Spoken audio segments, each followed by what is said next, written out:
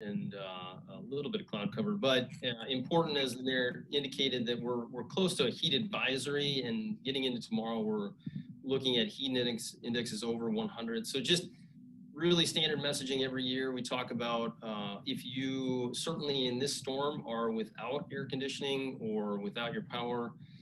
We talk about cooling centers. Always the language seems confusing for some people, but when we talk about cooling centers, think about public spaces. We're finally opened up to the point where places like libraries, museums, malls, community centers, senior centers, think about parks, think about places with good tree canopy. We were at the wading pool or the splash pool earlier. Take advantage of that breeze, take advantage of outside environments that'll cool you off, that are COVID safe.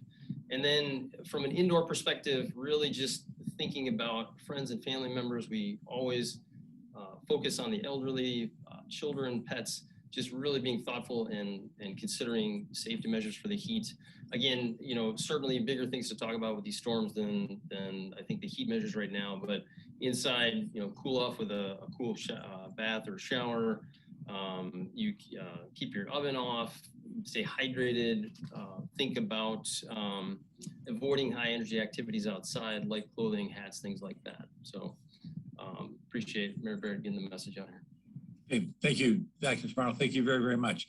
I know the fire department had a very busy night last night. I had the opportunity to talk to the fire chief last night, basically at the peak of it when the calls that were coming in. And I know that there's a lot of safety issues concerning downed wires. But if you want to talk about your experience last night, Chief, and what you see going forward as well, that would be helpful. Sure, absolutely. Thank you, Mr. Mayor. So between about 6 p.m. and midnight last night, Milwaukee Fire Department responded to about 266 different responses. About 120 of those we can tie directly to weather-related situations, trees down on wires, wires down on themselves, arcing, sparking wires, electrical issues of all sorts. And some of the more visible runs that we were on included a very, very large house fire down on Marietta that occurred right in the middle of the thick of things. We had certain points where we were very, very drawn down on resources, and we worked with our partners to backfill and get everything back the way it should have been, and we eventually got our heads above water on that. So a couple things looking forward. We have dialed things way up here for this evening in anticipation of another round of storms coming. And we're proud to work with all of our shared services fire departments throughout the county. We're working out a very, very robust task force system, partnering with We Energies so that we can get an even faster, more efficient response to the multitude of wires down calls that we're going on. And We Energies has been excellent partners. Milwaukee County Office of Emergency Management has been very, very key in helping us get an emergency operations center stood up for tonight.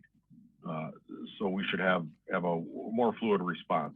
That the intensity of that storm really took us by surprise, if we're being honest.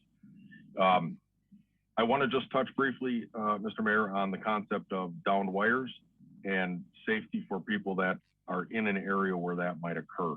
If you see downed wires, please call 911 and let somebody know about it. Do not approach the downed wires. Do not try to rearrange the downed wires.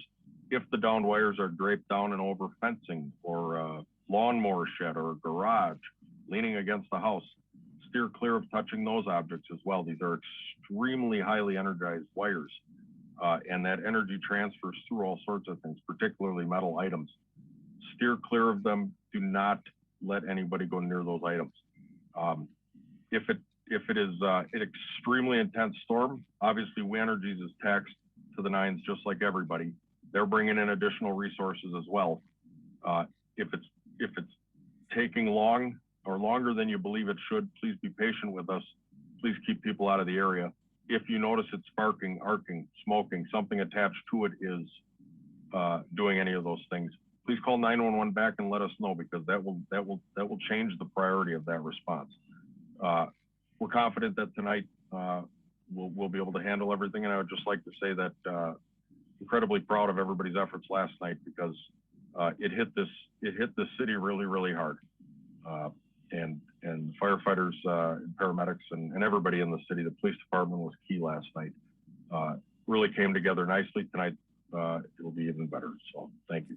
Well, and if you can convey my thanks to your people as well, Chief, because I think that the men and women who work for the Milwaukee Fire Department did incredible service last night.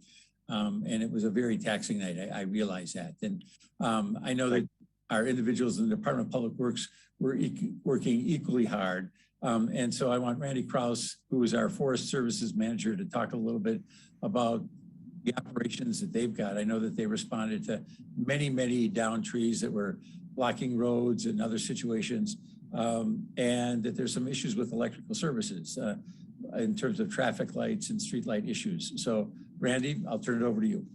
Thanks, Mr. Mayor. Yeah, these high winds really did a lot of damage to our street tree population. As of noon today, we had 920 calls for service due to tree damage. So our crews have been working since last night after the storm ended. Our crews are called in immediately.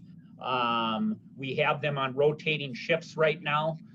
So we have them on a night shift, crews on a night shift, and then other crews on a day shift.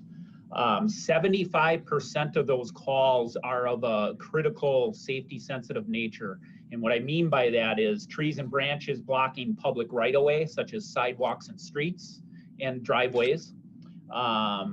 Trees and branches on houses and vehicles, and hanging and split branches that are still up in the crowns of the trees.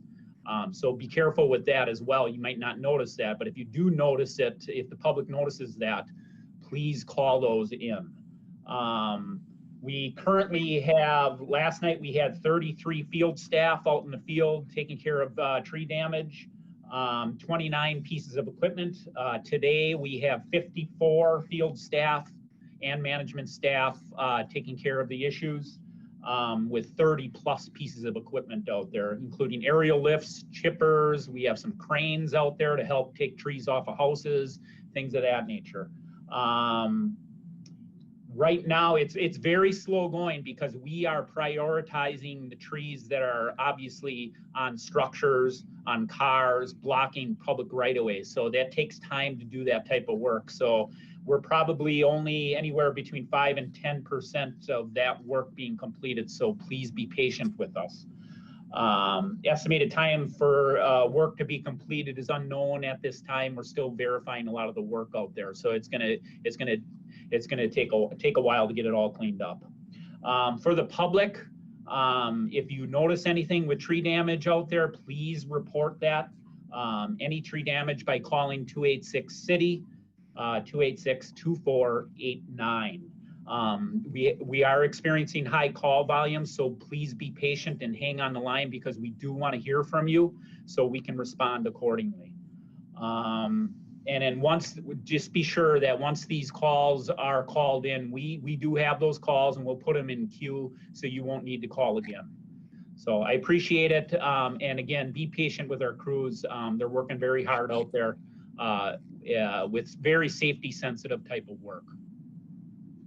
Well, thank you, Randy. And I know that our call center has been really flooded with calls, which is what it's intended to be there for.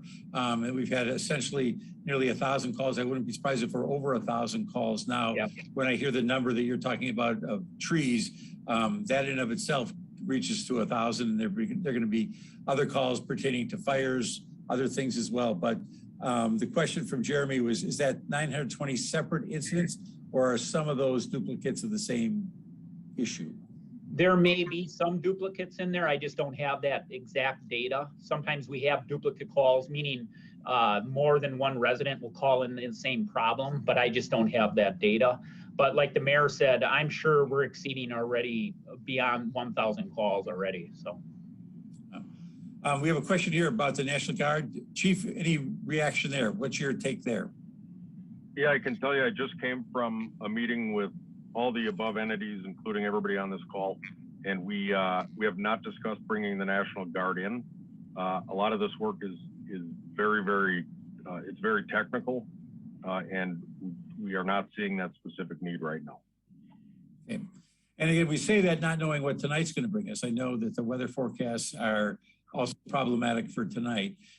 So the question we have here from Sam Kramer is, what sort of extra resources are being brought in tonight? If you can talk about that. Do you have a number as far as how many extra staff? Absolutely. So we are not upstaffing so much as reconfiguring how we're deploying the staff for these emergencies. So we're going to break the county into 4 quadrants. Just if you draw lines through a map, roughly 4 quadrants, we're going to put a task force in each quadrant. The task force very likely is going to include personnel from We Energies. We're still sorting those details out, and we're hopeful that that will happen. And they will be responding as part of a much larger information set that's going to come straight out of that EOC that's going to include every entity you can think of, so that we can more quickly move that information back and forth.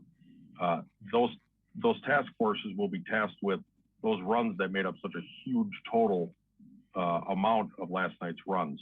So the wires down, the fallen trees, electrical trouble, and anything that trips to being an immediate life or property hazard will get a normal response. But those runs that need to be checked on or tended to that aren't presenting a life or property hazard, we'll be able to use those task forces. We're expecting that will draw down the demands on the rest of the resources throughout the county, ergo making them available for other emergencies. Okay. And do you have anything to report on terms of storm-related injuries? What have you seen there? Any uptick there, or were people able to get out of harm's way? No, I'll tell you what, we didn't have anything out of the ordinary in that regard. We were happy to see that. Okay, knock on wood. I'm happy to hear that as well. Question for Randy. Do you expect the crews to have a pause to clean up the tree efforts during the severe storms this afternoon and tonight, or what can you tell us about? It really depends on the storm and what kind of elements are involved there. I would say if it's lightning out, they're going to have to take a pause, obviously, because they're going aloft in these aerial lifts. So that'd be a danger to them as well. And I also want to mention, if there is downed wires that are mixed in with the trees, our crews have to wait until those wires are either removed or de-energized before they can perform any work on those trees. Okay, great.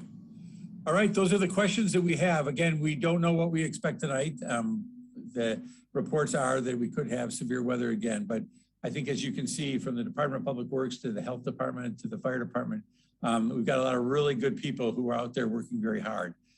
So please, to everyone, please stay safe. Thank you all very much.